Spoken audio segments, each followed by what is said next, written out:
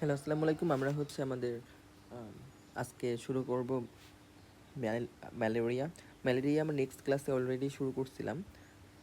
ওকে, so আজকে আমরা ম্যালেরিয়ার নেক্সট পার্ট থেকে পড়া শুরু করব।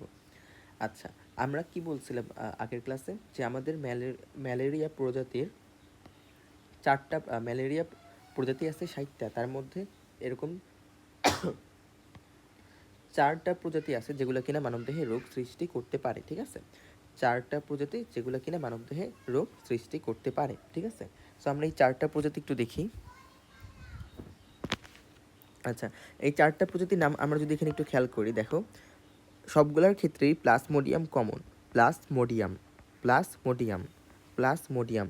সো সবগুলোর ক্ষেত্রেই আমাদের একটা নাম কমন, সেটা হচ্ছে আমাদের প্লাসমোডিয়াম। এটা মনে রাখতে হবে, সবগুলোর ক্ষেত্রেই প্লাসমোডিয়াম কমন, কারণ এটা তো আমাদের প্লাসমোডিয়াম গণেরই অন্তর্ভুক্ত। মনে আছে এই যে, ঠিক আছে, যে প্লাসমোডিয়াম গণ। সো চারটা প্রজাতি প্লাসমোডিয়াম প্লাসমোডিয়াম গণের। তো সবগুলোর ক্ষেত্রেই প্লাসমোডিয়াম নামটা কমন। দেন বাকি নামগুলো একটু মুখস্থ করতে হবে। এটা হচ্ছে falciparum, ovale, vivax, malariae. So এই চারটা প্রজাতির নাম তোমার অবশ্যই মুখস্থ করতে হবে। Plasmodium falciparum, plasmodium ovale, plasmodium vivax, plasmodium malariae. এই চারটা নাম অবশ্যই তোমার মুখস্থ করতে হবে। দেন এই বক্সটা তোমার মুখস্থ করা কোনো দরকার নাই। দেন আবার পড়তে হবে রোগের নাম, মানে ধরো প্লাসমোডিয়াম ফ্যালসিপারাম। ঠিক আছে, প্লাসমোডিয়াম ফ্যালসিপারাম, এইটা দিয়ে কোন রোগ সৃষ্টি হয়? Malignant malaria. হ্যাঁ, প্লাসমোডিয়াম ওভালি, এইটা দিয়ে কোন রোগ সৃষ্টি হয়? Mild tertian malaria. Plasmodium vivax দ্বারা কোন রোগ সৃষ্টি হয়? Benign tertian malaria. Plasmodium malaria দ্বারা কোন রোগ সৃষ্টি হয়? কোয়াটারনাল ম্যালেরিয়া। ঠিক আছে, সো কোন পরজীবী দ্বারা কোন ম্যালেরিয়া সৃষ্টি হয় সেটা এখানে বোঝানোর চেষ্টা করলাম। ঠিক আছে, কোন পরজীবী দ্বারা কোন ম্যালেরিয়া সৃষ্টি হয় সেটাই আমাদের এখানে বোঝানোর চেষ্টা করা হয়েছে।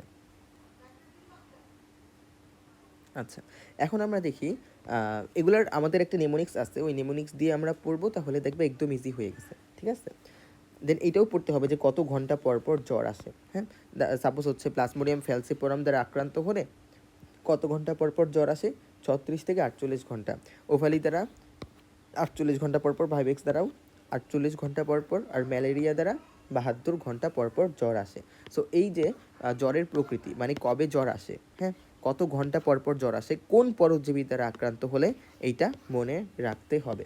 আচ্ছা, দেন এগুলার হচ্ছে সুপ্তাবস্থাও একটা আছে। সুপ্তাবস্থা দেখবা, চলো। সুপ্তাবস্থা মানে কি, দাঁড়াও দেখাই। এই যে সুপ্তাবস্থা। আচ্ছা, সুপ্তাবস্থা মানে কি, এটা একটু পড়ে ফেলি আমরা। মানবদেহে পরজীবী প্রবেশ করার পর থেকে রোগের লক্ষণ প্রকাশ পাওয়ার পূর্ব পর্যন্ত সময়কে বলা হয় সুপ্তাবস্থা। মানে হচ্ছে সাপোজ তোমার দেহে জানুয়ারির 1 তারিখ হচ্ছে কোনো পরজীবী আক্রমণ করছে। হ্যাঁ, মানে মানে ম্যালেরিয়া আক্রমণ করছে, কিন্তু তোমার দেহের সাথে সাথেই কোনো সাইন বা হচ্ছে বৈশিষ্ট্য বা সাথে সাথে কোনো লক্ষণ প্রকাশ পাবে না। সাপোজ তোমার জানুয়ারির 15 তারিখ লক্ষণটা প্রকাশ পেয়েছে, হ্যাঁ তোমার জ্বর আসছে। সো ওই যে এই 15 দিন মধ্যে, এই 15 দিনকে বলা হইতেছে সুপ্তাবস্থা। সো এটাই বলছে যে মানব দেহে পরজীবী প্রবেশের পর থেকে রোগের লক্ষণ প্রকাশ পাওয়ার পূর্ব পর্যন্ত সময়কে বলা হয় রোগের সুপ্তাবস্থা। ঠিক আছে, মানে যতদিন তোমার দেহে ওই জীবাণুটা থাকবে, কিন্তু ওই জীবাণুটার মাধ্যমে তোমার দেহে কোনো লক্ষণ প্রকাশ পাবে না, ওই সময়টুকুকে বলা হইতেছে সুপ্তাবস্থা। আচ্ছা, দেখো কোন পরজীবীর মানে ম্যালেরিয়ার কোন পরজীবীর সুপ্তাবস্থা কতদিন, এটা আমাদের পড়া লাগবে। দেখো ফ্যালসিপারামের সুপ্তাবস্থা হচ্ছে 8 থেকে 15 দিন। মানে তুমি যদি ফ্যালসিপারাম দ্বারা আক্রান্ত হও, তাহলে তোমার দেহে লক্ষণ প্রকাশ পাবে 8 থেকে 15 দিন পর, সাথে সাথে পাবে না, 8 থেকে 15 দিন পর পাবে। তুমি যদি ওভালি দ্বারা আক্রান্ত হও, তাহলে তোমার দেহে লক্ষণ প্রকাশ পাবে 11 থেকে 16 দিন পর। তুমি যদি ভাইভেক্স দ্বারা আক্রান্ত হও, তাহলে তোমার দেহে লক্ষণ প্রকাশ পাবে 12 থেকে 20 দিন পর। তুমি যদি ম্যালেরিয়া দ্বারা আক্রান্ত হও, তাহলে তোমার দেহে লক্ষণ প্রকাশ পাবে 18 থেকে 40 দিন পর। তো এগুলো সহজে মনে রাখার জন্য আমরা একটা নেমোনিক্স ব্যবহার করব। চলো সবাই এই নেমোনিক্সটা লিখে নাও। হ্যাঁ, আমাদের কি কি মনে রাখা লাগবে? সো আমাদের মনে রাখা লাগবে হচ্ছে সুপ্তাবস্থা। ঠিক আছে, সুপ্তাবস্থা মনে রাখা লাগবে। দেন হচ্ছে রোগের নাম মনে রাখা লাগবে, আর জ্বরের প্রকৃতি মানে কত ঘন্টা পর পর জ্বর আসে এটা মনে রাখা লাগবে। সো আমি এখানে একটু লিখি। এই নেমোনিক্সটা সবাই লিখে নাও, অনেক ইম্পর্টেন্ট, ঠিক আছে? দেখো এটা লিখো, মালেক মৃদুলের বানানো কেয়ারটেকার। মালেক মৃদুলের বানানো কেয়ারটেকার, এই নেমোনিক্সটা একটু লিখে নাও, ঠিক আছে? মালেক মৃদুলের বানানো কেয়ারটেকার, এই নেমোনিক্সটা একটু লিখে নাও।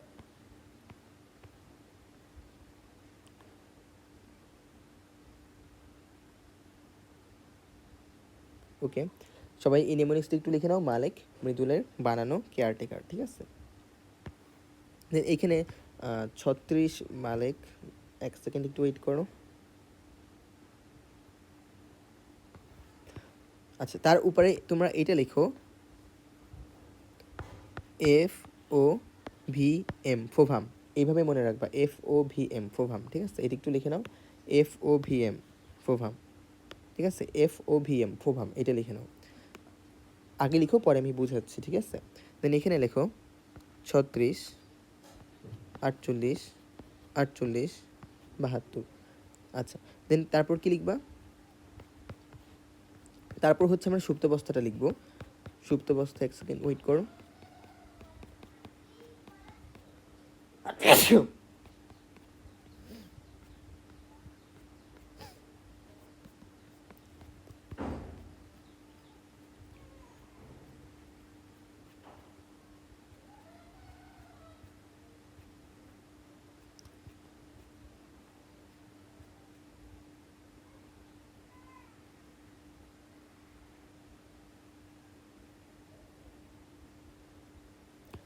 আচ্ছা, আমরা লিখছিলাম হচ্ছে FOVM সিরিয়ালে, ঠিক আছে? FOVM সিরিয়ালে, তাহলে তোমাকে এখানে লিখতে হবে 8 11 12 18। হ্যাঁ, 8 11 12 18।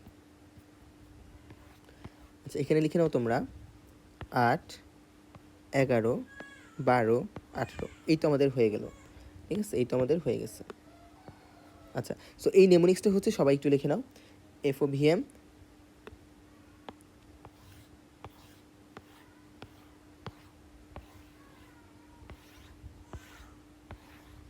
সবাই একটু স্ক্রিনশট দিয়ে নাও এবং এটি একটু স্টপ করে লিখে নাও। দেখো এখন আমি একটু বোঝাই, এফ দ্বারা বোঝাই হচ্ছে প্লাজমোডিয়াম ফ্যালসিপারাম, ঠিক আছে? এফ দ্বারা কি বোঝাই? এই যে এফ দ্বারা এইটা বোঝানো হইতেছে, প্লাজমোডিয়াম ফ্যালসিপারাম, এই যে এটা প্লাজমোডিয়াম ফ্যালসিপারামের এইটা। সো এফ দ্বারা বোঝানো হইতেছে ফ্যালসিপারাম। ও দ্বারা কি বোঝানো হইতেছে? ও দ্বারা বোঝানো হইতেছে ওভালি, ঠিক আছে? ও দ্বারা বোঝানো হইতেছে ওভালি। দেন হচ্ছে ভি দ্বারা বোঝানো হইতেছে ভাইভেক্স এবং এম দ্বারা বোঝানো হইতেছে ম্যালেরিয়া। সো এই যে FOVM, এই চারটা দ্বারা চারটা পরজীবীর নাম আমরা মনে রাখবো সিরিয়ালে, FOVM ফোভাম, এইভাবে মনে রাখতে হয়, FOVM ফোভাম, FOVM ফোভাম, FOVM ফোভাম, ঠিক আছে? FOVM ফোভাম, এইভাবে তোমার মনে রাখতে হবে। আচ্ছা, সো এফ দ্বারা আমরা মনে রাখলাম প্লাজমোডিয়াম ফ্যালসিপারাম, ও দ্বারা মনে রাখলাম ওভালি, ভি দ্বারা ভাইভেক্স এবং এম দ্বারা ম্যালেরিয়া। সো এই চারটা মনে রাখলাম। এখন আমরা পড়বো হচ্ছে রোগের নাম। দেখো, মালেক দ্বারা মনে রাখবা, এই যে মালেক, এই মালেক দ্বারা মনে হচ্ছে ম্যালিগনেন্ট। মালেক দ্বারা, মালেক মানে হচ্ছে ম্যালিগনেন্ট, ঠিক আছে? মালেক মানে কি বলতো? মালেক মানে হচ্ছে ম্যালিগনেন্ট, মালেক দ্বারা মনে রাখবা ম্যালিগনেন্ট। দেন মৃদুল, মৃদুল দ্বারা মনে রাখবা হচ্ছে মৃদু বা মাইল্ড। হ্যাঁ, মৃদুল দ্বারা কি মনে রাখবা? এই যে মৃদুল, মৃদুল দ্বারা মনে রাখবা হচ্ছে মৃদু বা মাইল্ড, ঠিক আছে? মৃদু বা মাইল্ড। দেন বানানো, বানানো দিয়ে কি মনে রাখবা? বিনাইন, বানানো দিয়ে কি মনে রাখবা? বিনাইন। আর কেয়ারটেকার, কেয়ারটেকার দিয়ে কি মনে রাখবা? কোয়ার্টার্ন, কেয়ারটেকার দিয়ে মনে রাখবা কোয়ার্টার্ন, ঠিক আছে? সো দেখো আমরা ইজিলি পারবো। যদি কোয়েশ্চেন আসে, যদি কোয়েশ্চেন আসে, একটু বড় করে দেখো, যে প্লাজমোডিয়াম ফ্যালসিপারাম, প্লাজমোডিয়াম এফ দ্বারা কি বোঝায়? এফ দ্বারা বোঝাই হচ্ছে ফ্যালসিপারাম। সো প্লাজমোডিয়াম ফ্যালসিপারাম দ্বারা যে রোগ সৃষ্টি হয় তার নাম কি? যে রোগ সৃষ্টি হয় তার নাম কি? সো আমরা জানি এফ এর নিচে আছে, দেখো এই যে আমাদের চারটা, এই চারটা হচ্ছে আমাদের এফ এর জন্য প্রযোজ্য, মানে প্লাজমোডিয়াম ফ্যালসিপারামের জন্য প্রযোজ্য, ঠিক আছে? সো আমাদের এফ, প্লাজমোডিয়াম ফ্যালসিপারাম, ঠিক আছে? এটা দ্বারা কোন রোগ ছড়ায়? মালেক, মালেক মানে হচ্ছে ম্যালিগনেন্ট ম্যালেরিয়া। দেন এফ, এফ যদি প্লাজমোডিয়াম ফ্যালসিপারাম দ্বারা যদি আক্রান্ত হয় তাহলে কত ঘন্টা পর পর জ্বর আসবে? 36 ঘন্টা পর পর জ্বর আসবে। প্লাজমোডিয়াম ভাইভেক্সের সুপ্তাবস্থা কতদিন? 8 দিন। ঠিক আছে, এটা তোমরা চাইলে এভাবে একটু লিখে নিতে পারো যে এটা হচ্ছে রোগের নাম, রোগের নাম। হ্যাঁ, এটা হচ্ছে রোগের নাম। দেন এইটা হচ্ছে আমাদের কত ঘন্টা পর, আমি পুরোটা লিখতেছি না, এটা হচ্ছে কত ঘন্টা পর পর জ্বর আসে, এবং এই নিচেরটা হচ্ছে সুপ্তাবস্থা। নিচেরটা হচ্ছে সুপ্তাবস্থা। সো আমি যদি আমরা ইজিলি বুঝে গেলাম, তাহলে এই নেমোনিক্সের মাধ্যমে আমাদের বাকিগুলো ইজিলি মনে থাকবে। আমি যদি বলি suppose plasmodium ovale, sorry vivax, V দ্বারা কি বোঝাই? ভি দ্বারা বোঝাই হচ্ছে প্লাজমোডিয়াম ভাইভেক্স। আমি যদি কোয়েশ্চেন করি প্লাজমোডিয়াম ভাইভেক্স দ্বারা যে রোগ সৃষ্টি হয় সেটা কত ঘন্টা পর পর জ্বর আসে? অ্যান্সার হবে 48। তার সুপ্তাবস্থা কত? অ্যান্সার হবে 12। ঠিক আছে, আর প্লাজমোডিয়াম ভাইভেক্সের দ্বারা কোন রোগ সৃষ্টি হয় তার নাম কি? অ্যান্সার হবে বানানো মানে বিনাইন, বিনাইন টার্সিয়ারি ম্যালেরিয়া। এই যে বানানো মানে হচ্ছে বিনাইন। এই যে দেখো প্লাজমোডিয়াম ভাইভেক্স, প্লাজমোডিয়াম ভাইভেক্স দ্বারা কোন রোগ সৃষ্টি হয় বলো তো? প্লাজমোডিয়াম ভাইভেক্স দ্বারা হচ্ছে বিনাইন টার্সিয়ারিয়ান ম্যালেরিয়া সৃষ্টি হয়, এবং এটা দিয়ে 48 ঘন্টা পর পর জ্বর আসে। দেখছো এই যে 48 ঘন্টা পর পর জ্বর আসে, এটা সুপ্তাবস্থা 12 দিন, এবং বানানো দিয়ে আমরা বুঝে দিয়েছি বিনাইন। সাপোজ এখন যদি আমি বলি plasmodium malaria, plasmodium malaria, plasmodium malaria দ্বারা যে রোগ সৃষ্টি হয় তার নাম কি? না, অ্যান্সার হবে কেয়ারটেকার দ্বারা আমরা মনে রাখছিলাম কোয়ার্টার ম্যালেরিয়া। এই যে ঠিক আছে, কোয়ার্টার ম্যালেরিয়া। হ্যাঁ, তারপর কত ঘন্টা পর পর জ্বর আসে? অ্যান্সার হবে 72 ঘন্টা পর পর জ্বর আসে। তারপর যদি কোয়েশ্চেন আসে যে সুপ্তাবস্থা কতদিন প্লাজমোডিয়াম ম্যালেরিয়ার? সুপ্তাবস্থা কতদিন? অ্যান্সার হবে 18 দিন। আচ্ছা, আবারও বলতেছি, এফ দ্বারা বোঝায়, এফ দ্বারা কি বোঝায়? Plasmodium vivax. ও দ্বারা বোঝায় ওভালি, সরি, এফ দ্বারা বোঝায় হচ্ছে প্লাজমোডিয়াম ফ্যালসিপারাম, ও দ্বারা ওভালি, ভি দ্বারা ভাইভেক্স, এম দ্বারা ম্যালেরিয়া। এগুলা তোমার মনে রাখতে হবে। ঠিক আছে, সো এই নিউমোনিক্সের মাধ্যমে আমরা 3টা জিনিস শিখে ফেললাম যে কোন রোগের নাম কি, কোন জীবাণু দ্বারা কোন রোগ সৃষ্টি হয়, কত ঘন্টা পর পর জ্বর হয়, এবং তার সুপ্তাবস্থা কতদিন। এই নিউমোনিক্সটা তোমার মনে রাখতে হবে। ঠিক আছে, কীভাবে মনে রাখবা? এফওভিএম ফোভাম, এফওভিএম ফোভাম। দেন মনে রাখবা মালিক, মৃদুলের, বানানো, কেয়ারটেকার। তারপর মনে রাখবা 36, 48, 48, 72। এইভাবে মনে রাখতে হয়, 36, 48, 48, 72, 36, 48, 48, 72, এইভাবে মনে রাখবা। দেন 8, 11, 12, 18 আস্তে আস্তে বাড়তেছে, 8, 11, 12, 18 আস্তে আস্তে কী হইতেছে? বাড়তেছে, 8, 11, 12, 18। সো এইভাবে নেমোনিক্স দিয়ে সুন্দরভাবে মনে রাখবা। এই বক্সটা অনেক ইম্পর্টেন্ট। ঠিক আছে, এই বক্সটা কিন্তু 5 স্টার এমসিকিউর জন্য, নট সিকিউ। এটা কেন ইম্পর্টেন্ট? এমসিকিউর জন্য। আশা করি যদি এমসিকিউতে আসে তাহলে তোমরা ইজিলি এখান থেকে সুন্দরভাবে আনসার করতে পারবা। ঠিক আছে, আচ্ছা, তো আমাদের এই বক্সটা পড়া শেষ। একটা সেকেন্ড একটু ওয়েট করো।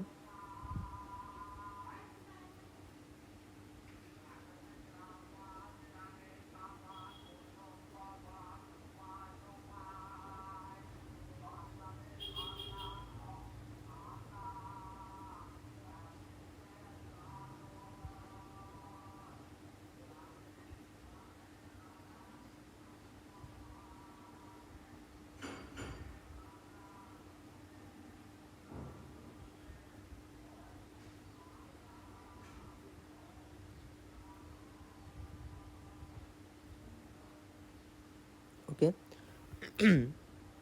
এখন আমরা পড়বো, এখন আমরা মেইন ম্যালেরিয়াতে ঢুকবো। আচ্ছা, ম্যালেরিয়া এগুলো কিছু পড়ার দরকার নেই। আচ্ছা, ম্যালেরিয়া দিয়ে যে রোগ সৃষ্টি হয় তার নাম কি? তার নাম হচ্ছে অনুপম পর্যাবৃত জ্বর। এটা মনে রাখা লাগবে।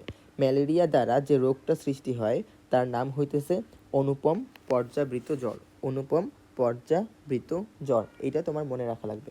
ঠিক আছে, আচ্ছা, এখানে আমরা যে সুপ্তাবস্থাটা পড়ছি, হ্যাঁ, এই যে 8, 11, 12, 18, মানে কোন জীবাণু দ্বারা আক্রান্ত হলে তার সুপ্তাবস্থা কয় দিন, এটা যে পড়ছি এটা কিন্তু জাস্ট প্রথম রেঞ্জটা পড়ছি। প্রথম রেঞ্জ বলতে প্রথম রেঞ্জটা মুখস্থ করলেই আসলে হয়। ঠিক আছে, এটা আমরা জাস্ট প্রথম রেঞ্জ বা প্রথমটা পড়ছি। এই যে ঠিক আছে, এই যে এটা আমরা পড়ছি না যে ফ্যালসিপোরাম হচ্ছে এই যে 8, জাস্ট আমরা প্রথম রেঞ্জটা পড়ছি। প্রথমটা পড়লেই হয়, তাহলেই পারা যায় এমসিকিউ।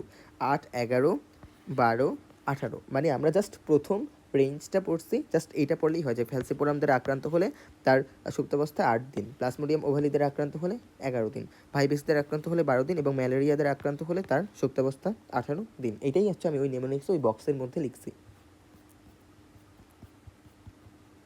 আচ্ছা, এখন আমরা দেখি যে আমাদের ম্যালেরিয়ার জ্বরকে কী বলা হয়, অনুপম পর্যাবৃত জ্বর, এটা মনে রাখা লাগবে, বা রোমান জ্বর এটাও মনে রাখা লাগবে। মধ্যযুগে একে বলা হতো জলা জ্বর। এই তিনটে ইনফরমেশন মনে রাখা লাগবে।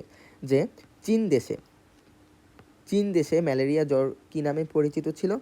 চীন দেশে এখন আমরা কি পড়তেছি, ম্যালেরিয়া জ্বর নিয়ে পড়তেছি। ম্যালেরিয়া দ্বারা আক্রান্ত হলে যে জ্বর হয়, তো ওই জ্বরের নাম হচ্ছে, চীন দেশে ছিল অনুপম পর্যাবৃত জ্বর, এইটা মনে রাখা লাগবে। ঠিক আছে, তারপর মধ্যযুগে সেই জ্বরটার নাম ছিল জলা জ্বর, মানে ম্যালেরিয়া জ্বরের নাম ছিল জলা জ্বর। এবং আমাদের হচ্ছে রোমান জ্বর বলা হয়। এটা জাস্ট একটু মনে রাখলেই হবে যে হচ্ছে ম্যালেরিয়া জ্বরের আরেকটা নাম হচ্ছে রোমান জ্বর। সো এই তিনটে জ্বরের নাম মুখস্থ রাখা লাগবে: অনুপম পর্যাবৃত জ্বর, রোমান জ্বর, জলা জ্বর। অনুপম পর্যাবৃত জ্বর, রোমান জ্বর, জলা জ্বর। ঠিক আছে, এই নাম তিনটে একটু মনে রাখবা, যে এই তিনটা নাম হচ্ছে আমাদের ম্যালেরিয়া জ্বরের জ্বরের সিমিলার নেম। ঠিক আছে, তারপর আমরা কি মনে রাখবো? তারপর আমাদের মনে রাখতে হবে যে ম্যালেরিয়া রোগের লক্ষণসমূহ। দেখো, ম্যালেরিয়া রোগের লক্ষণকে আমরা 3 ভাগে ভাগ করতে পারি: প্রাথমিক পর্যায়, মাধ্যমিক পর্যায়, আরেকটা হচ্ছে আমাদের চূড়ান্ত পর্যায়। প্রাথমিক পর্যায়, মাধ্যমিক পর্যায়, আরেকটা চূড়ান্ত পর্যায়। এই লক্ষণ দিয়ে সিকিউ আসতে দেখা যায় না, এগুলো জাস্ট এমসিকিউর জন্য পড়লেই হবে। তারপরে যদি 2-1টা সিকিউ আসে, আমরা পড়ার সময় যখন সিকিউ সলভ করবো আমরা সলভ করে দেবো। ঠিক আছে, সো আমরা পড়ি ম্যালেরিয়া রোগের লক্ষণসমূহ। আমরা পড়বো হচ্ছে প্রাথমিক পর্যায়। আচ্ছা, প্রাথমিক পর্যায়ে কি কি লক্ষণ প্রকাশ পেতে পারে দেখো তো। তোমার বমি বমি ভাব হবে, ক্ষুধামন্দা হবে, ঠিক আছে, দেন মাথা ব্যথা, অস্থি সন্ধিতে ব্যথা। সো এগুলো খুব বেশি ইম্পর্টেন্ট না, জাস্ট একবার রিডিং পড়তে পারো। রোগের প্রাথমিক পর্যায় থেকে ওরকম এমসিকিউ আসার মতো কিছু নাই। আগেই বলতেছি, এই ম্যালেরিয়া রোগের লক্ষণ থেকে সিকিউ আসে না, জাস্ট কিছু এমসিকিউ আসে। আমি যা দাগাই দিতেছি এমসিকিউর জন্য, তা পড়লেই হবে। এখন আমাদের এটা হচ্ছে রোগের যে প্রাথমিক লক্ষণটা, এটা লেস ইম্পর্টেন্ট, এটা অতটা ইম্পর্টেন্ট দেওয়ার দরকার নাই। ঠিক আছে, দেন আসি হচ্ছে রোগের মাধ্যমিক লক্ষণ, মানে দ্বিতীয় পর্যায়ে কি হয়। আচ্ছা, কাঁপুনি দিয়ে 48 ঘন্টা পর পর জ্বর আসে, এবং জ্বরের তাপমাত্রা কত থাকে? 104 থেকে 106 ডিগ্রি ফারেনহাইট। এইটুক তোমার মনে রাখাই লাগবে। আবার বলতেছি, তুমি এখান থেকে কি মনে রাখবা? এইখান থেকে তোমার মনে রাখা লাগবে যে মানে হচ্ছে ম্যালেরিয়া রোগ হলে কত ডিগ্রি জ্বর আসে? 104 থেকে 106 ডিগ্রি ফারেনহাইট জ্বর, এবং ওই জ্বরটা কত ঘন্টা পরপর আসে? 48 ঘন্টা পরপর আসে। ঠিক আছে, গেল, এখান থেকে আর কিছু পড়া লাগবে না। যেন আসে চূড়ান্ত পর্যায়ে, মানে 3 নাম্বার পর্যায়ে তোমার কি কি লক্ষণ প্রকাশ পাবে। আচ্ছা, আক্রান্ত রোগীর যকৃত মানে লিভার, যেটাকে আমরা কলিজা বলি, এবং প্লীহা মানে স্প্লিন, এই দুইটা স্ফীত মানে হচ্ছে বড় হয়ে যাবে। এই দুইটা কি হয়ে যাবে? এই দুইটা বড় হয়ে যাবে। আক্রান্ত রোগীর প্লীহা মানে হচ্ছে স্প্লিন। ঠিক আছে, এই যে প্লীহা বা স্প্লিন তোমরা রক্তের চ্যাপ্টারে পড়ছো। হ্যাঁ, এটা হচ্ছে আমাদের একটা ইমিউনোলজিক্যাল সিস্টেম, যেটার মাধ্যমে রক্তটা ফিল্টার হয়, পরিশ্রুত হয়। হ্যাঁ, আচ্ছা, প্লীহা থেকে লাইসোলেসিথিন নামক পদার্থ নিঃসৃত হয়, যা অনেক স্বাভাবিক রক্তকণিকা ধ্বংস করে। আচ্ছা, স্বাভাবিক রক্তকণিকা ধ্বংস করে এটুক না পড়লেও হবে, তোমার এইটা পড়তে হবে যে প্লীহা থেকে কি নিঃসৃত হয়। অ্যান্সার হবে লাইসোলেসিথিন। ঠিক আছে, তো আমরা এখান থেকে কয়টা ইনফরমেশন পড়লাম? 2টা। রোগের চূড়ান্ত পর্যায় থেকে আমরা কয়টা ইনফরমেশন পড়লাম? 2টা ইনফরমেশন পড়লাম। 1 নাম্বার ইনফরমেশন হচ্ছে কোন 2টা অঙ্গাণু বড় হয়ে যায় বা স্ফীত হয়ে যায়। অ্যান্সার হচ্ছে যকৃত, প্লীহা, এই 2টা অঙ্গাণু হচ্ছে আমাদের বড় হয়ে যায় বা হচ্ছে স্ফীত হয়ে যায়। এইটা তোমার মনে রাখা লাগবে। এবং আরেকটা জিনিস যেটা মনে রাখা লাগবে, সেটা হইতেছে আক্রান্ত রোগীর প্লীহা থেকে কি নির্গত হয়। অ্যান্সার হবে লাইসোলেসিথিন। আক্রান্ত রোগীর প্লীহা থেকে কি নির্গত হয়? অ্যান্সার হবে তোমার লাইসোলেসিথিন। এইটুক তোমার মনে রাখাই লাগবে। ঠিক আছে, ওকে। তারপর পড়ি হিমোলাইসিন নামক অ্যান্টিবডি তৈরি করে, যা লোহিত রক্তকণিকাগুলোকে ধ্বংস করে। সো এইটাও তোমার মনে রাখা লাগবে যে চূড়ান্ত পর্যায়ে কোন অ্যান্টিবডি সৃষ্টি হয়। কোয়েশ্চেন যদি আসে, দেখো আমি যেইভাবে পড়াই ওইভাবে তুমি মার্ক করে পড়বা যে এখান থেকে 2টা কিওয়ার্ড, একটা হচ্ছে হিমোলাইসিন আর একটা অ্যান্টিবডি। সো তোমার কোয়েশ্চেন আসলে এইভাবে আসবে যে রোগের চূড়ান্ত পর্যায়ে যে অ্যান্টিবডি তৈরি হয় তার নাম কি? অ্যান্সার হচ্ছে হিমোলাইসিন। বা চূড়ান্ত পর্যায়ে নিচের কোন অ্যান্টিবডি তৈরি হয়? অ্যান্সার হবে হিমোলাইসিন। ঠিক আছে। হিমোলাইসিন কি করে? লোহিত রক্তকণিকাগুলোকে ধ্বংস করে দেয়। হ্যাঁ, লোহিত রক্তকণিকাগুলোকে ধ্বংস করে দেয়, এটাও তোমার মনে রাখা লাগবে। সো এইখান থেকে জাস্ট এই যেগুলো আমি মার্ক করে দিলাম এগুলো পড়লেই এনাফ, এই লক্ষণগুলো।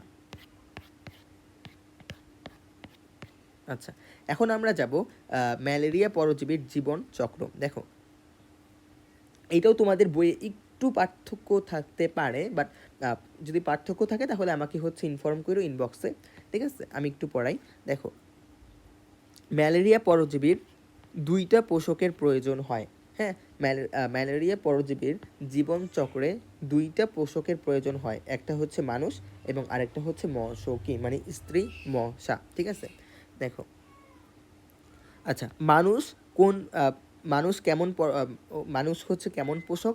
মানুষ হচ্ছে মাধ্যমিক পোষক, এইভাবে মনে রাখবা। মতে মানুষ না, এভাবে, কারণ মশকীয়তে তো ম আছে, তাই না? সো এটি একটু মুখস্থ করতে হবে যে মানুষ হচ্ছে আমাদের ম্যালেরিয়া পরজীবীর মাধ্যমিক পোষক, ঠিক আছে। এবং যদি কোয়েশ্চেন আসে নিচের কোনটি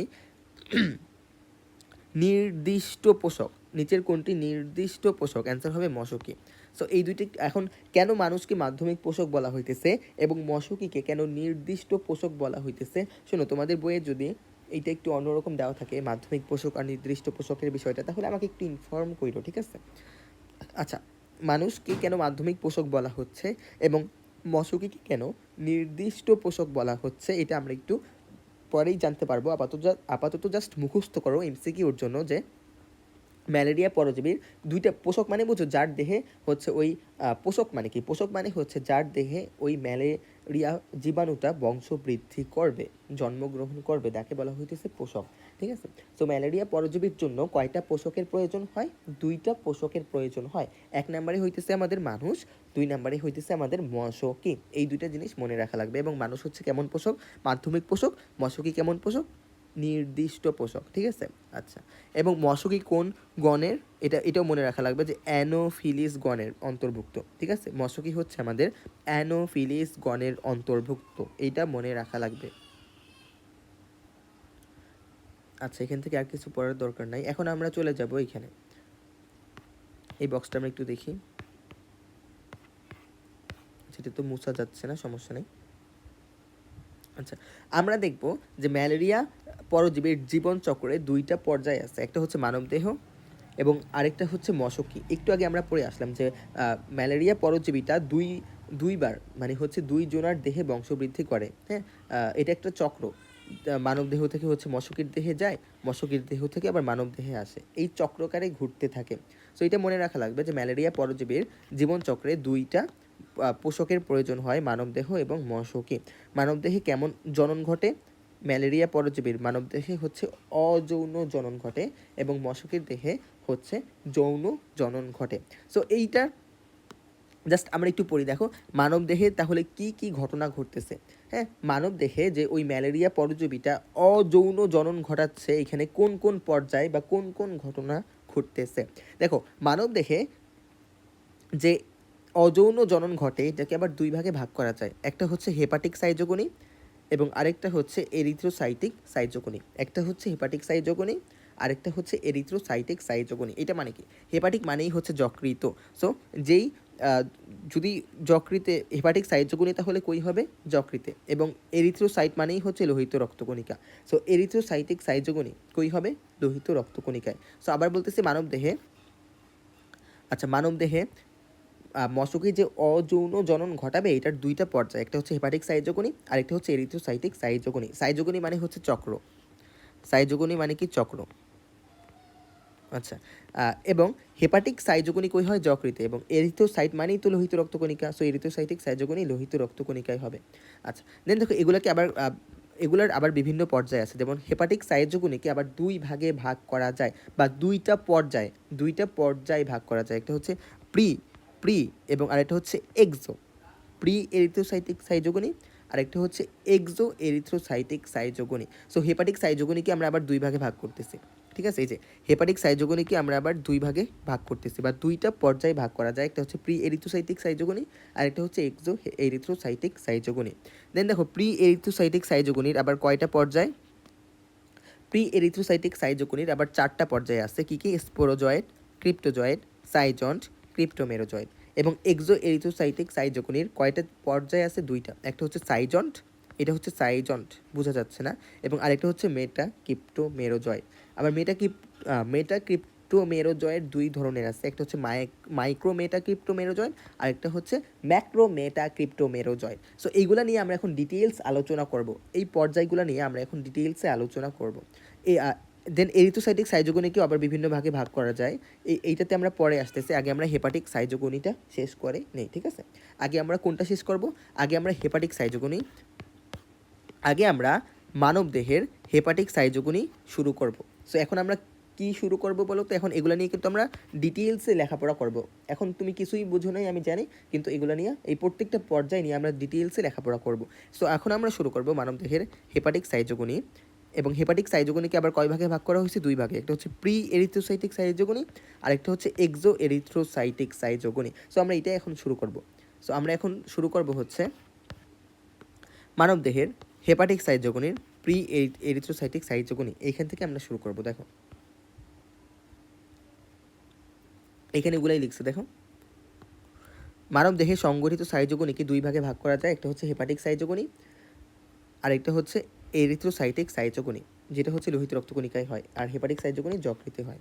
এখন আমরা শুরু করব হেপাটিক সাইজোগনি। এখন আমরা কোনটা শুরু করব? Hepatic schizogony. এই যে এখন আমরা শুরু করব হেপাটিক সাইজোগনি, এইটা আমরা আগে শুরু করব। সো হেপাটিক সাইজোগনিকে তো আমরা আবার দুই ভাগে ভাগ করতে পারি, একটা হচ্ছে আমাদের প্রি এরিথ্রোসাইটিক সাইজোগনি, আর একটা এক্সো এরিথ্রোসাইটিক সাইজোগনি। সো আমরা এখন শুরু করব হেপাটিক সাইজোগনি। এখন আমরা কোনটা শুরু করব? Hepatic schizogony. সো হেপাটিক সাইজোগনিকে আবার দুই ভাগে ভাগ করা যায়, আমরা আগেই পড়ছিলাম। একটা হচ্ছে আমাদের প্রি এরিথ্রোসাইটিক সাইজোগনি, আর একটা হচ্ছে আমাদের এক্সো এরিথ্রোসাইটিক সাইজোগনি। হ্যাঁ, না বুঝলে একটু স্টপ করে করে বোঝার ট্রাই করো। একটা হচ্ছে আমাদের হেপাটিক সাইজোগনিকে আমরা বলছি দুই ভাগে ভাগ করা যায়, প্রি এরিথ্রোসাইটিক সাইজোগনি, আর একটা হচ্ছে আমাদের এক্সো এরিথ্রোসাইটিক সাইজোগনি। এটা তোমার মনে রাখাই লাগবে। এখন আমরা শুরু করব, এখন আমরা এইটার ব্যাখ্যা শুরু করব, প্রি এরিথ্রোসাইটিক সাইজোগনির ব্যাখ্যা শুরু করব। সো এখন আমরা কি শুরু করব? প্রি এরিথ্রোসাইটিক সাইজোগনির ব্যাখ্যা পড়া শুরু করব, ঠিক আছে? প্রি এরিথ্রোসাইটিক সাইজোগনির ব্যাখ্যা পড়া শুরু করব। দেখো প্রি এরিথ্রোসাইটিক সাইজোগনিকে আমরা কয় ভাগে ভাগ করছিলাম? চার ভাগে। এই যে একটা হচ্ছে sporozoite, ক্রিপ্টোজয়েড, schizont, cryptomerozoite. Pre erythrocytic সাইজোগনিকে আমরা এই চার ভাগে ভাগ করছিলাম। সো চলো আমরা পড়ে ফেলি এই চারটা পর্যায়ে। সো আমরা তো এখন কি পড়তেছি? এখন আমরা পড়তেছি হচ্ছে pre erythrocytic schizogony. So pre erythrocytic সাইজোগনিকে আবার চার ভাগে ভাগ করা হয়েছে, স্পোরোজয়েড, ক্রিপ্টোজয়েড, সাইজন্ট, ক্রিপ্টোমেরোজয়েড। এগুলো হচ্ছে এক একটা পর্যায়। যেমন তোমরা মাইটোসিস কোষ বিভাজনের 5টা পর্যায় পড়ছিলা, প্রোফেজ, প্রোমেটাফেজ, মেটাফেজ, অ্যানাফেজ, টেলাফেজ। ওই রকম মাইটোসিস কোষ বিভাজনের যে 5টা পর্যায় ছিল, এইখানেরও আমাদের সেরকমই সেম ওরকমই যে আমাদের প্রি এরিথ্রোসাইটিক সাইজোগনির 4টা পর্যায় আছে। এই 4টা পর্যায় নিয়েই আমরা এখন লেখাপড়া করব। চলো, তো প্রি এরিথ্রোসাইটিক সাইজোগনির, এই যে প্রি এরিথ্রোসাইটিক সাইজোগনির তে আমরা এখন শুরু করব। সো আমরা জানি যে আমাদের যে মশকি আছে সেটা কি বলতো? অ্যানোফিলিস মশা, ঠিক আছে? সেটা হচ্ছে আমাদের অ্যানোফিলিস মশকি। আচ্ছা, আমি একটু ক্লাসটা এখন ইন্ট করতেছি, আমরা এখন সেকেন্ড লিঙ্ক দিচ্ছি, মানে হচ্ছে সেকেন্ড পার্ট শুরু করতেছি, ফার্স্ট পার্ট এখানে ইন্ট করতেছি।